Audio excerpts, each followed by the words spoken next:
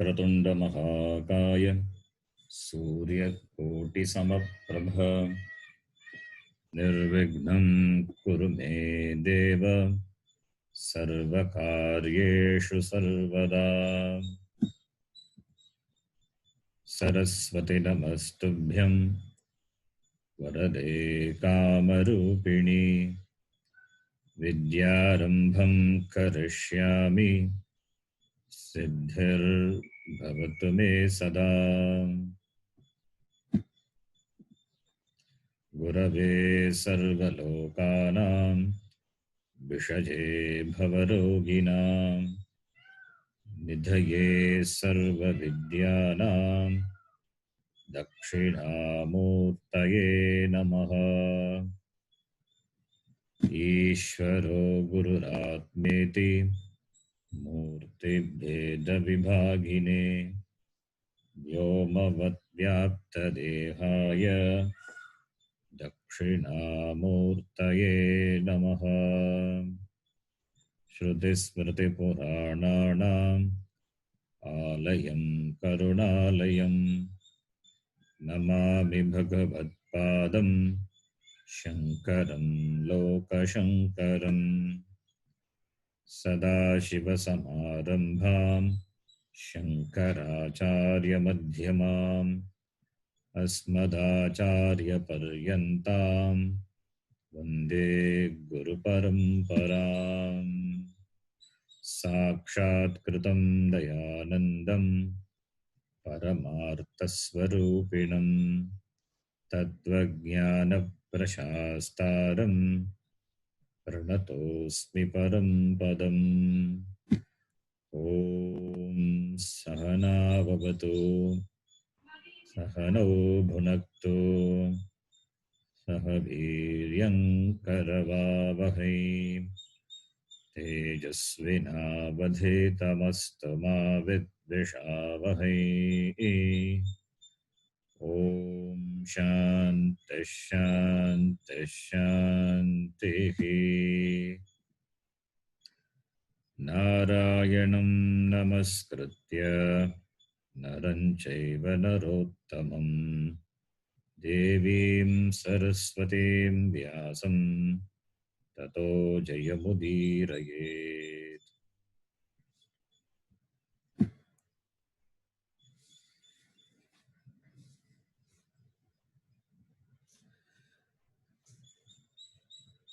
This shloka, Narayanam Namaskritya Naram Chaiva Narottamam Devim Saraswatim Chaiva Tato Jayam Udirayet.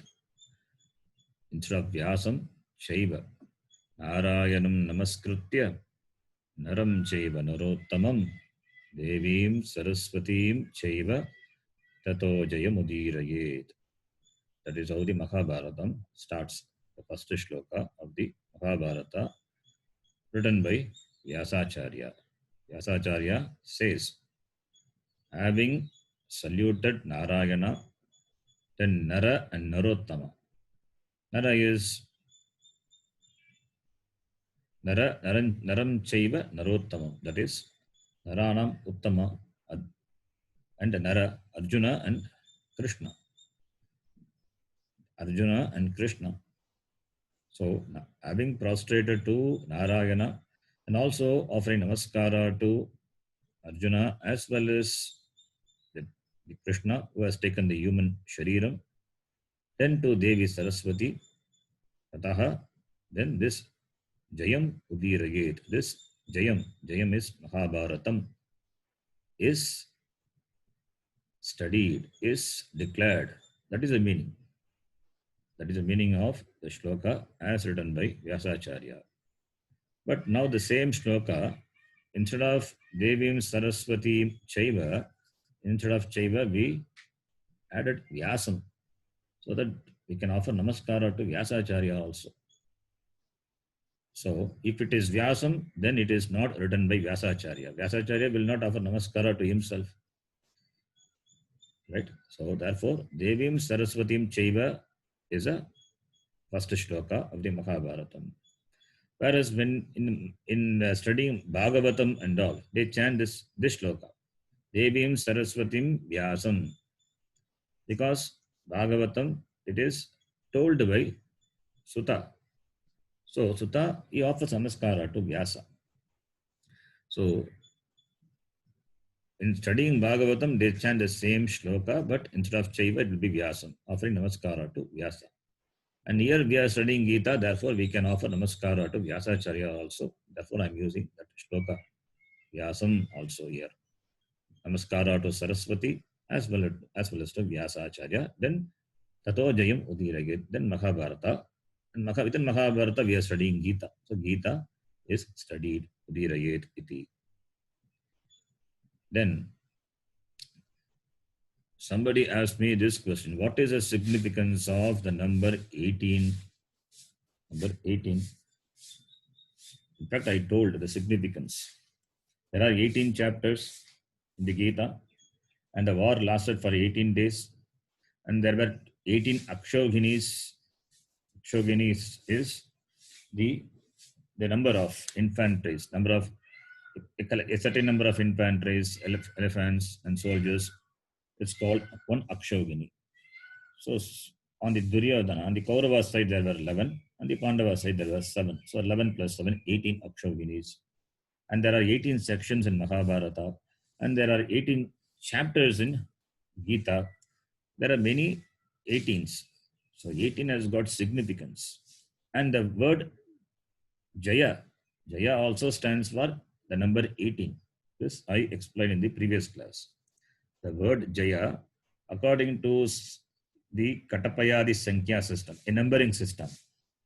A numbering system, it's an ancient numbering system by which each letter of the language, Sanskrita, is given a number. It's associated with a number, like numerology. So, Jaya, the two-lettered word, Jaya, has got this number 18. Jaya is equal to 18. Ja 1 and Ya 18. That's Jaya is 18. Jaya means 18. And Jaya means victory. Mahabharatam is called Jaya. Mahabharatam is called Jaya, and Jaya is 18. Therefore, 18 is significant. Therefore, you find many 18s in the Mahabharatam. Jaya means victory. The 18 stands for victory. 18 stands for victory, Jaya. Jaya of what? Jaya of Dharma. Dharma over Adharma. Dharma over Adharma. Wherever Dharma is, there will be the victory. Yatra Yogeshwara Krishnaha, Yatra Partho Dhanurdaraha, Tatra Shir Vijayo Bhutva Dhruva Nitir, Tatra Shir Vijayo Bhutva Dhruva Nitir Matir Mama. Iti in Gita itself we see.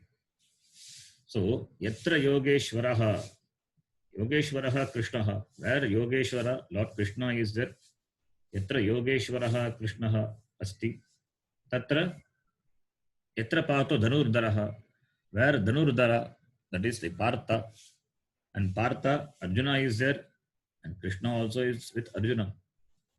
Krishna also is with Arjuna. Why with Arjuna? Because Krishna is on the side of Dharma. Krishna is on the side of Dharma. And Dharma is on the side of the Pandavas. So therefore, Krishna is on the side of Dharma. So therefore, Yatra Yogeshwara Krishnaha, Yatra Parthaha, Arjunaha is Dhanurdaraha.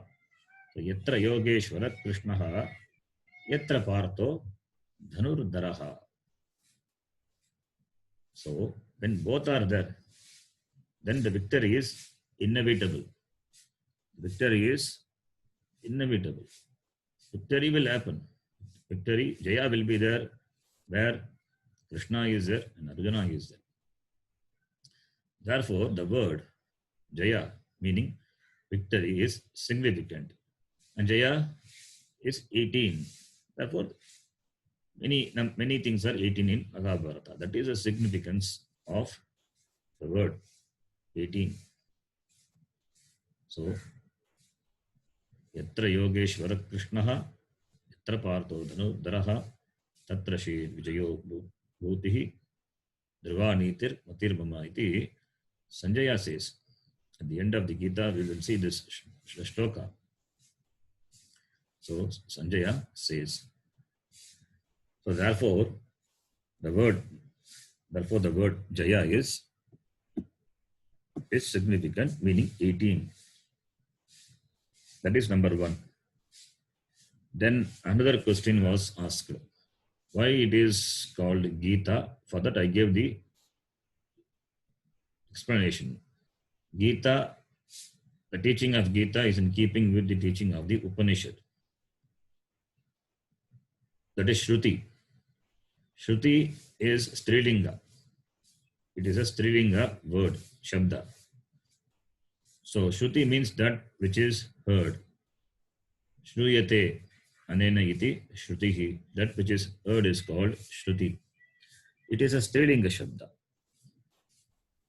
Therefore, Gita also Strilinga. Then somebody has to, Shruti means Veda. So Veda is Pullinga. Why it is not in? Why not in Pullinga? It's not like that. Shruti is what is heard. What is heard only gives you knowledge.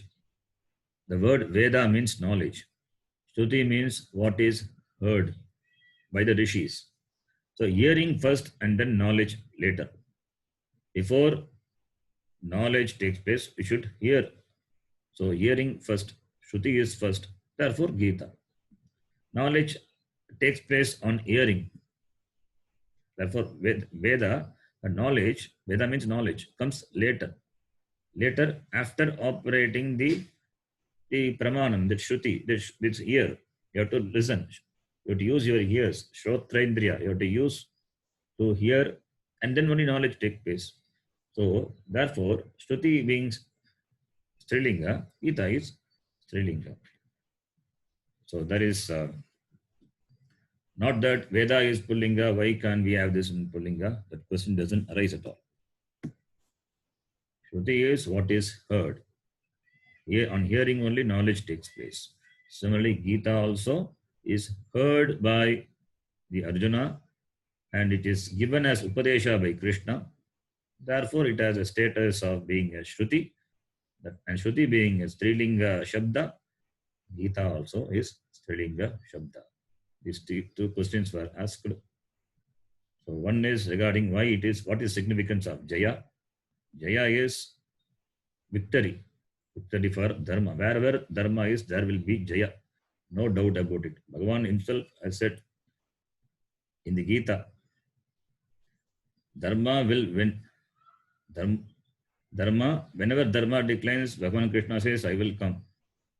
Yada yada hi dharmasya glanir bhavati bharata tadatmanam. Yada yada hi dharmasya glanir bhavati bharata abhyutanam adharmasya. That is important. Abhyutanam adharmasya tadatmanam sujamyaham. Not only that. Paritranaya sadhunam vinashaya cha dushkrutam. Dharma samstapanarthaya. Dharma samstapanarthaya. For re-establishing the dharma. Sambhavami yuge yuge.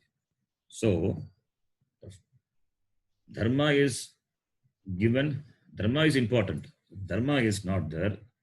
Dharma is the order. The order is important all the way. Social order, physical order, psychological order, everything is in order. Ishvara's order.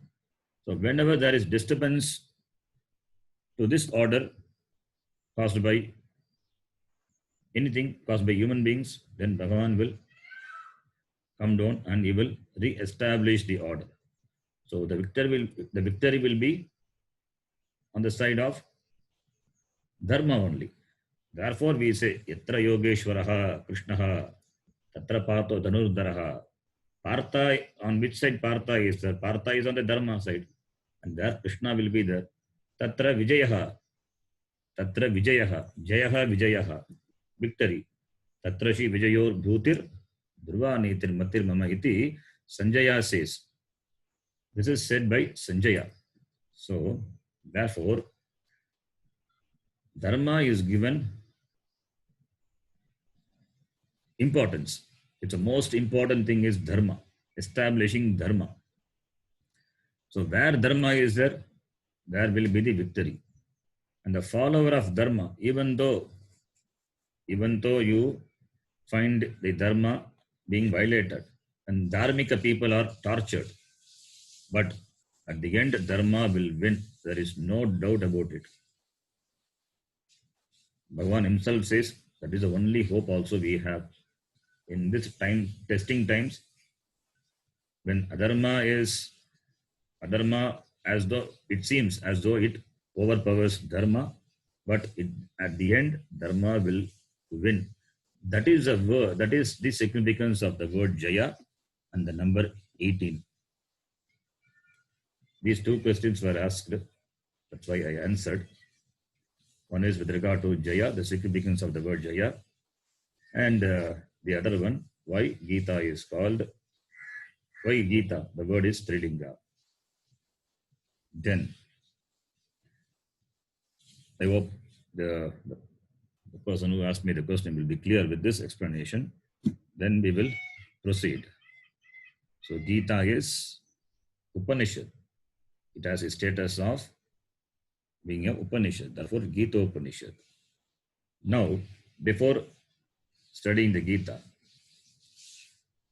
let us quickly see Anubandha Chatushtayam. This we have discussed in many classes, in Upanishad as well as in Tattvabodha classes. We have discussed.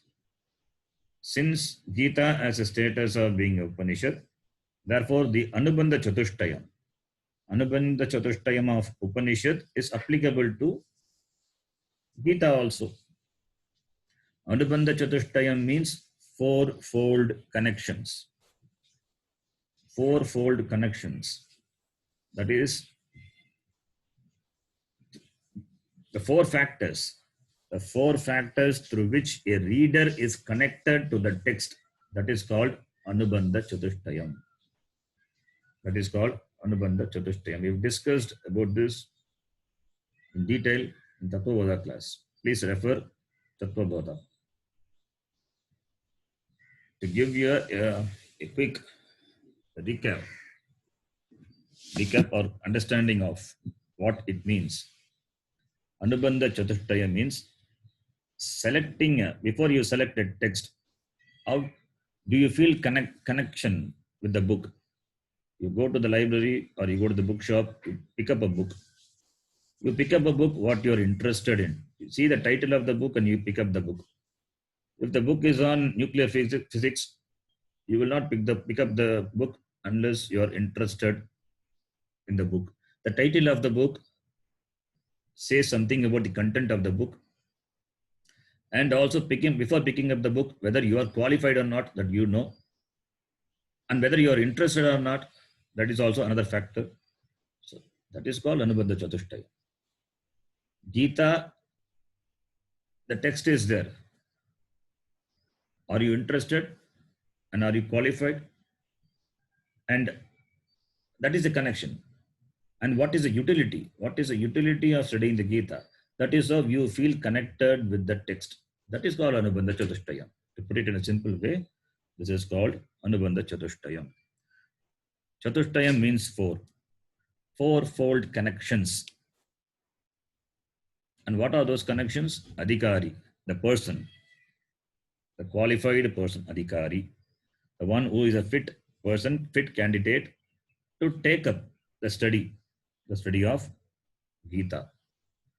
You must have an adhikari. You must be an adhikari. You must have certain adhikaritvam. Number 2, Vishayaha, subject matter. The subject matter of the text. The subject matter is, what is subject matter of this text, Gita? The subject matter of Upanishad is a subject matter of Gita because it is Gita Upanishad. It has a status of being Upanishad. Therefore, the subject matter is same as that of the Upanishad. Now, what is the subject matter of Upanishad? The subject matter of Upanishad is understanding the reality of Jiva, Jagat, Ishvara.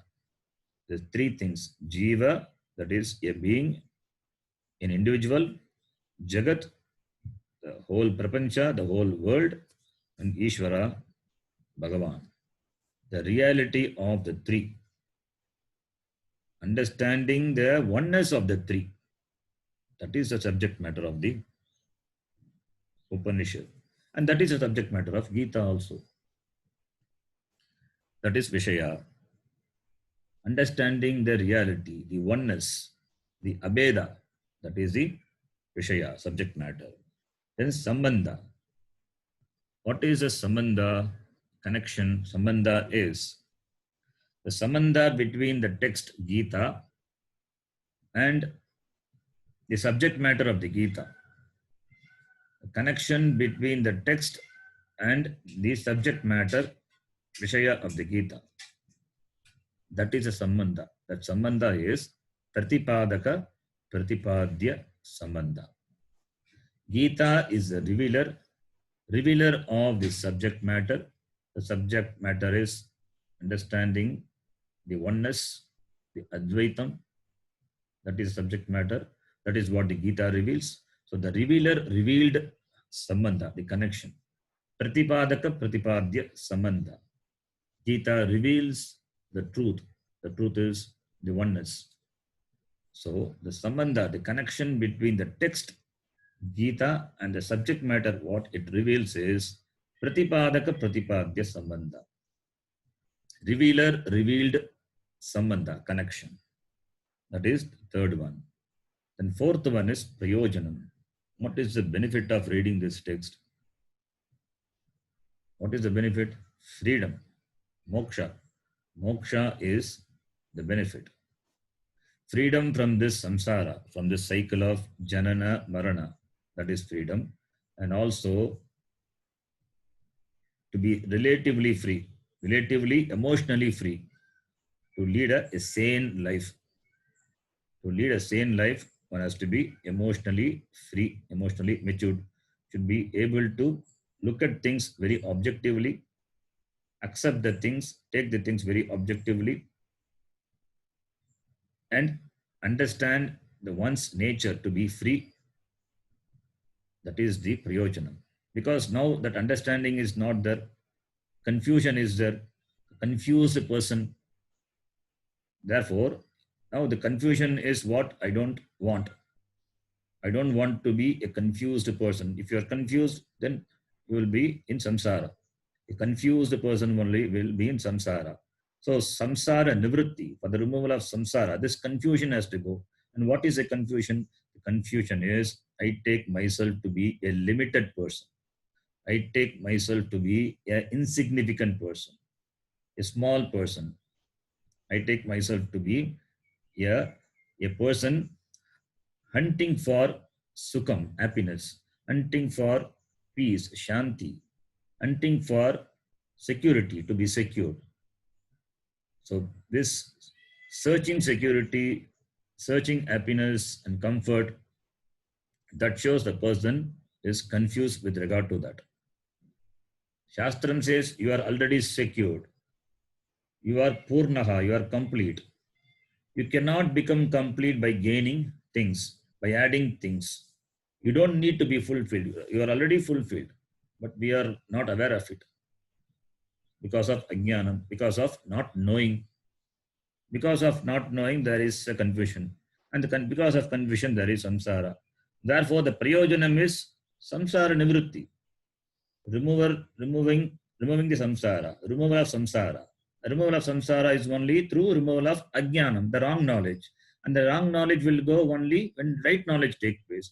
And the right knowledge is given by the Shruti, Gita. Therefore, that is the prayojanam. So these are the fourfold factors by which one can connect to the text Gita. Adhikadi Vishayaha Sambandha Prayojanam. This is in a brief way, it is presented what fourfold connections is. It has been dealt very elaborately in other classes, so I'm not dealing with it here now. Now, with regard to Adhikari, who is an Adhikari? Adhikari is one who has sadhana chatushtaya sampatti, the fourfold wealth, the one who has the fourfold wealth is the adhikari person. What are those fourfold wealth? Fourfold sadhana chatushtayam, fourfold qualification, fourfold sadhanam, fourfold means. Fourfold means, sadhanam means, chatushtayam is fourfold. The fourfold means the one who has, sampannaha, one who is endowed with sadhana. Sadhana is, here take it as qualifications, can be means or it can be qualifications. Here we can take it as a qualification, can translate the word sadhana as qualification. So therefore the one who is endowed with fourfold qualifications, sadhana chatushtaya sampatti, sampannaha or sampatti. Sampatti is wealth, sampannaha is the one who is endowed with sadhana chatushtaya sampannaha adhikari. Adhikari is one who has this sadhana chatushtayam. What are those sadhana chatushtayam? What are those fourfold qualifications? If it is asked, then those are viveka, viraga, that is vairagya, then shamadhi shatka sampatti, and mumukshupam. About these also we discussed very elaborately in other classes. So I'm not elaborating on this on this topic, just giving you the simple meaning of these words. Viveka is discrimination, nitya nitya vastu viveka, discriminative inquiry and understanding of what is nityam, that is permanent, and what is anityam, impermanent, that is viveka. Viraga, otherwise called vairagya, is objective outlook, objectivity, that is dispassion for anitya vastu, that is called viraha. Dispassion for the things which are not permanent, that is viraha, otherwise called vairagya. Vairagya is the result of viveka. Viveka is there, then the consequence will be vairagya. Then shamadhi shatka sampatti. Sampatti here also it means wealth. Shamadhi shatka is sixfold wealth. So inside the sadhana chatushtayam we have shamadhi shatka sampatti. What are those sixfold wealth? These are the real wealth. What are those? Shama, Dama, Uparati, Titiksha, Shraddha, Samadhanam. I give you a simple meaning. Shama is mind management, managing the mind. That is called Shama. Dama is managing the sense organs. Dama. So Shama, Dama. Shama, Dama, Uparamaha or Uparati. Following one's dharma. That is called Uparamaha. So Shama, Dama, Uparati. Then Titiksha. Titiksha is endurance, forbearance. We have to put up with certain things which we cannot change. If we cannot change certain things, then we should learn to put up with. If it is too hot, if we cannot change in summer, particularly in Chennai, we have to put up with that. Similarly, if it is too cold, like the soldiers fighting in Ladakh, they got a lot of endurance. Otherwise, one cannot sustain in that temperature, sub-zero temperature. That is called endurance. Sometimes you have to put up with people also. You cannot change, so you have to put up with them. That is titiksha. Titiksha. Then shraddha. Shraddha is loosely translated as faith. It is not just faith, it is more than that. Understanding and accepting Shastram as the Pramanam, and the words of the Guru are in keeping with the Shastram. Guru will not say anything other than what Shastram says. The words of the Guru also in keeping with the words of the Shastram. So, understanding and accepting the words of the Guru and the words of the Shastram. Shastram being a Pramanam. So, therefore, accepting Shastram as a Pramanam, that is called Shraddha. In simple way, we can say, accepting Shastram as a Pramana. Accepting Guru is Shraddha. Because Guru, the words of Guru are not different from the words of the Shastram. And Shastram being a Pramanam, the words of the Guru are the Pramanam. Here the words of Krishna are the Pramanam.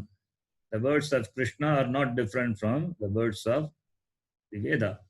It is Veda Vakya. What Bhagavan Krishna says is only the words of the Veda. And Veda being a Pramanam, the means of knowledge. Apaurushaya Pramanam. Accepting it as Apaurushaya Pramanam. That is Shraddha. Guru Vedanta Vakyeshu Vishwasaha. That is called Shraddha. Or we can translate Shraddha as pending understanding. What the Shastra says, if you have difficulty in understanding, we don't dismiss a Shastram.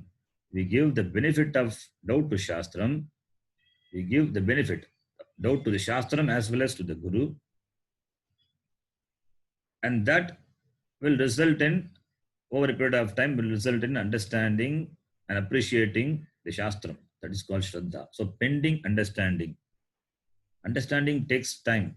So just simply asking people to have faith will not work. So at the same time, if understanding doesn't happen, you give benefit of doubt to the teacher, to the Shastra. You accept the limitations on your side. So understanding, that pending understanding is pending. It is, I have to understand to accept the words of the Guru and the Shastram. Guru and Shastram cannot be wrong. So there is some lack in me. So therefore, that you accept and still you study, keep on studying Shastra. That is called Shraddha. That is why the word Shraddha is very difficult to translate. Even though it is simply translated as faith, it is more than faith. It is not belief. It is not faith. It is more than that. So, Shraddha. Guru Vedanta Vakyeshu Vishwasaha Shraddha. Then the last one in the sadhanam, last qualification is mumukshutvam. A person should be a mumukshu. Mumukshu is the person should have the intense desire to be free. Freedom is priority. Freedom should be at the top in his priority. You have a lot of things to accomplish, to do things in life, so you have some priority. And mumukshutvam, that moksha, the freedom should be at the top, the priority list. If it is at the top, then you are an adhikari. So the one who is endowed with all these four, Viveka, Vairagya, Shamadhishatka Sampatti, and Mumukshutvam, that person is the adhikari, is a qualified person for studying Gita, for studying Shastram. So, therefore, is the sadhana chatushtaya sampannaha, who understands this anubandha chatushtayam of the Gita, then after that he engages in the study of the Gita. He engages in the study of Gita. So therefore the adhikari and the anubandha chatushtayam has to be known before entering into the text. And since the subject matter of Gita and that of the Upanishad is same, therefore anubandha chatushtayam and the person qualified for the study of Gita is same for both. So having seen this anubandha chatushtayam and sadhana chatushtayam, now we will enter into the Gita. As I told before, the Gita doesn't have separate dhyana shloka. Therefore, we take the dhyana shlokas of the text Godhartha Deepika written by Madhusudana Saraswati. Godhartha Deepika is a commentary on Gita by Madhusudana Saraswati. He had written dhyana shloka for his commentary. That we take as the dhyana shloka for the study of Gita. Dhyana shloka is important. Dhyana shloka, Mangala shloka is prayer. Without prayer, we don't start any work. Any work without prayer, it is not considered to be complete. And in the tradition, offering namaskara to Bhagavan or to the Guru or to the Vastu is very important. Guru Namaskara is important. Guru Namaskara or Ishvara Namaskara is important. That prayerful attitude is important. Through prayer, when you do prayer, it shows you that you've got a prayerful attitude. That prayerful attitude and the approach is very important in the study of Shastra. Therefore, any text you take, it will begin with a prayer. If a text begins without a prayer, then it doesn't deserve to be studied. You can just simply ignore it. And Gita, does it have a prayer? Yes, it has a prayer. The first shloka, Dhritarashtra Uvacha, the word Dhritarashtra itself is a prayer. It's a word. The word itself is a prayer. It's a Mangala Suchaka Shabda. We will talk about that Dhritarashtra, how it is a prayer later. And now, since in the tradition, the Dhyana Shlokas of the commentary Godhartha Deepika written by Madhusudan Saraswati is chanted. That Dhyana Shlokas are chanted as the Dhyana Shloka for the Gita. So therefore, let us learn the Dhyana Shloka and the meaning of this Dhyana Shlokas. There are 9 Dhyana Shlokas. So we will see each shloka. We will read each shloka and the meaning of the each shloka. And before we chant, what is the purpose of this Dhyana Shloka? One is prayer, offering namaskara, showing our gratitude. Second one is, there may be many obstacles in our study. Therefore, to remove the obstacles, also we offer namaskara. So, one shows our attitude towards Gita, towards the study of the text. Second one is pratibandha nivritti. Only when pratibandha are removed, then only we will enjoy the palam, the result of reading and completing the text. Completing the text without any obstacles. Then only the palam, the result, can be enjoyed. Therefore we chant Dhyana Shloka. Dhyana Shloka means prayer verses. Through the prayer, we invoke Bhagavan. To remove all the obstacles that may come in our study. And also, invoking, we offer our namaskara. And here in this Dhyana Shloka, you will find, in these Dhyana Shlokas, many shlokas are there. So you will find namaskara to Gita, namaskara to Vyasacharya, namaskara to Arjuna. So that namaskara to all the, starting from the text up to Bhagavan Krishna, you will find namaskara is offered. So therefore, first we will take up the first Dhyana Shloka, which starts with Parthaya Pratibodhitam. So you can repeat after me. Om Parthaya Pratibodhitam Bhagavata. Om Parthaya Pratibodhitam Bhagavata Narayanena Swayam Narayanena Swayam Vyasena Gratitam Purana Munina Vyasena Gratitam Purana Munina Madhye Mahabharatam Mahabharatam Advaitamritavarshinim Bhagavatim Advaitamritam Varshinim Bhagavatim Ashtadashadhyayinim Ashtadashadhayinim Bhatva manusandadhami Bhagavat गीते भवद्वेषिणी अनुसन्दधामि भगवते भगवद्वेषिणी. Okay, I'll give you this simple meaning of this shloka. This is a shloka through which we offer namaskara to Bhagavad Gita. Gita itself, the text Gita itself is looked upon as the mother. Amba. Amba Tvam. Hey Amba, oh mother. Tvam. Anusandadami. Anusandadami. I repeatedly contemplate on you, oh mother.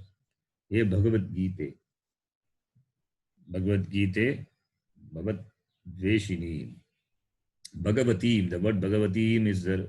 Bhagavati is goddess. So Gita is looked upon as the mother. So namaskara to the mother. Gita mother. Gita is the mother. Gita is Shastram. Shastram is looked upon as mother because Shastram protects by teaching. Gita also protects by teaching. Gita, in fact, Shastram, Bhagavad Pada, Shankaracharya says in another place, Shastram is more than a mother. 1,000 mothers put together. As the care taken by the 1,000 mothers put together, how much it would be the care, the attention, the love. Same thing Shastram has for you. So therefore, Shastram is mother, Mata. So 1,000 mothers put together, Shankaracharya says. You can imagine how much love the Shastram has for you, for your well-being. So therefore, hey Amba, oh mother, oh Veda Mata, here Gita. So Gita is a Mata. And Gita, the mother has compassion. Similarly, Gita also has compassion. Therefore, I meditate, hey Amba, hey Bhagavad Gita, Tvam Anusandadami. I meditate upon you. Hey Amba, Tvam Anusandadami. I meditate upon you. I meditate upon you, the one who is